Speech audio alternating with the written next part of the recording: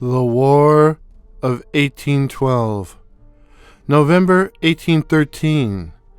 The war thus far.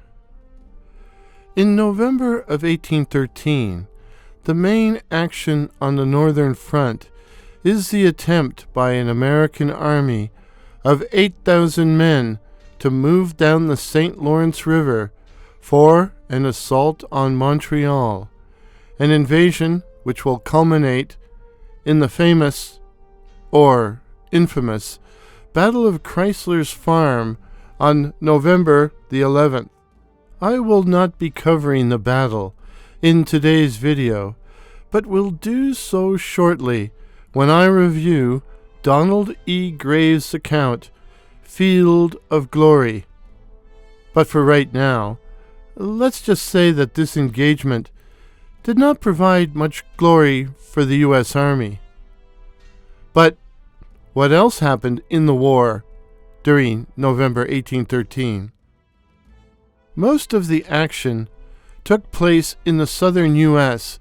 as part of the Red Stick War, which saw members of the Creek Nation fighting American expansion into their lands, as well as the end of a Patriot army which had tried to seize the Spanish territory of Florida, conflicts of which I know very little. But on November 13th, a skirmish will take place at the cabin of John Dunham near Nanticoke Creek in southwest Upper Canada, today's southwest Ontario, which will have profound legal consequences. After receiving a report that a number of anti-British marauders were assembled at the cabin of the American sympathizer Dunham, militia from Oxford and Norfolk, under the command of Lieutenant Colonel Henry Boswick, surrounded the property. Captain John Boswick, no relation to the Lieutenant Colonel, as far as I know, and Lieutenant Austin entered the house to demand the marauders' surrender, only to have them shoot Boswick in the face twice, slightly wounding him. The militia then stormed the cabin, and in the ensuing firefight, 3 robbers were killed, 2 to 3 wounded, and 18 captured, some of whom will be hanged at Burlington's Bloody Assize on July the 20th, 1814. But what happened down south?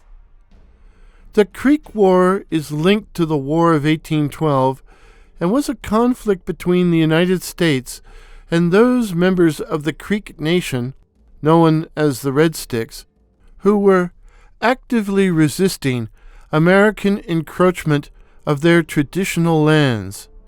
It is in this conflict that Andrew Jackson, general and future president, will win his spurs.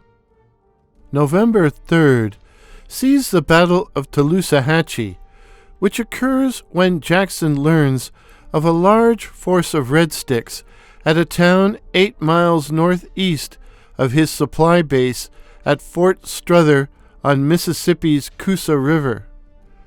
Jackson dispatches 900 mounted troops under Brigadier General John Coffee, who encircle the town and, after an intense struggle, burn it down. 186 Red Sticks are killed, while 84 native women and children are taken captive. The Americans lose 5 dead and 41 wounded. Among the American combatants that day was one Davy Crockett.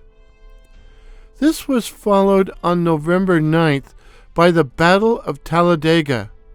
Jackson, hearing that Fort Leslie, an Allied defensive position at Talladega, was besieged by 1,000 Red Stick warriors, led a force of 1,200 infantry and 800 cavalry and enveloped the town. That's envelop the town. In the ensuing battle, 290 Red Sticks were killed, but over 700 escape through gaps in the American lines. Jackson loses 15 men, with 85 wounded. It will be Jackson's last campaign of 1813. November 12th sees a naval battle that will be known to history as the Canoe Fight. Captain Sam Dale, the Daniel Boone of Alabama, leaves Fort Madison on a search and destroy mission in the southern part of the Mississippi Territory. On the Alabama River, Dale's men are attacked by a large body of Creek warriors and were trying to retreat across the river when they saw a boat containing 11 Red Stick warriors coming to join the fight. Dale and 3 companions leapt into a canoe and engaged the boat, wiping out the Red Sticks despite being outnumbered. This was a rather minor skirmish, but as news of American victories were in short supply, it was conflated into a stirring national triumph. Tragically, what goes down in history as the Battle of the Hillabys occurs November the 18th. The Hillabys were a sub-tribe of the Creeks and had sued for peace. Andrew Jackson agreed, but the news failed to reach the East Tennessee militia, who attacked and burned the village. Andrew Jackson was largely blamed for this tragedy and was accused of betraying a sacred trust. The Creek War ends November on the 29th with the Battle of the Otosi. Over 1,200 Georgia militia and native allies under General John Floyd leave Fort Mitchell and march 60 miles to the creek town of Otosi, where there are 1,000 Red Sticks in residence. Floyd attempts to envelop the town, but is surprised when he discovers a second Red Stick camp 500 yards from the village, which causes him to rearrange his forces. But, due to gaps in the American lines, many warriors were able to escape. But still, some 200 were killed, while Floyd lost 11 dead with 54 wounded.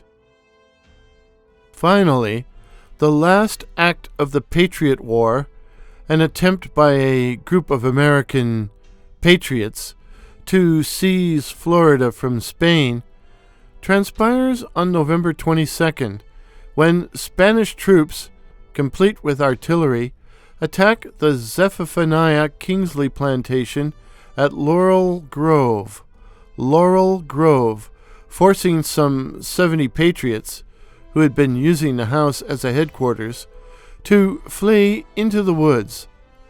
The plantation house is then burned to the ground with the assistance of Kingsley's wife, Anna J. J-A-I, a former slave. To which I say, wow, just wow. In the future, the United States will acquire this territory through negotiations, and it will become the state known as Florida. I have only a limited understanding of the Patriot War and what causes it, but I hope to cover it in much more detail in the future. Thus, November 1813 sees the famous, or infamous, Battle of Chrysler's Farm, which derails an American invasion of Canada, a series of battles and skirmishes in the Creek War, and the end of an attempt by American patriots to annex Florida. Annex Florida. The information in today's video was derived almost exclusively from D.R. Westhouse's masterful, but sadly unpublished, The War of 1812, a chronology of the military actions 1812 to 1815. But any mistakes in this video are strictly my own.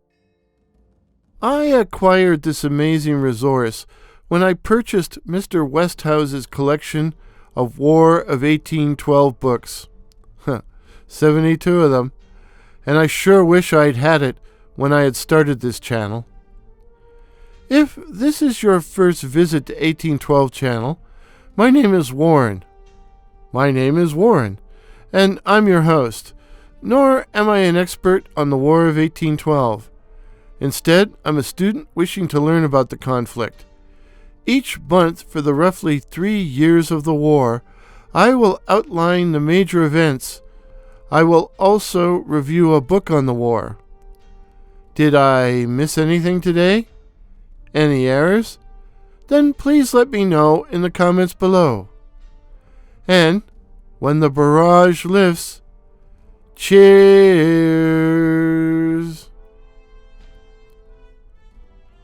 The music in today's video is the stirring Crusade by that patron of the internet, Kevin MacLeod.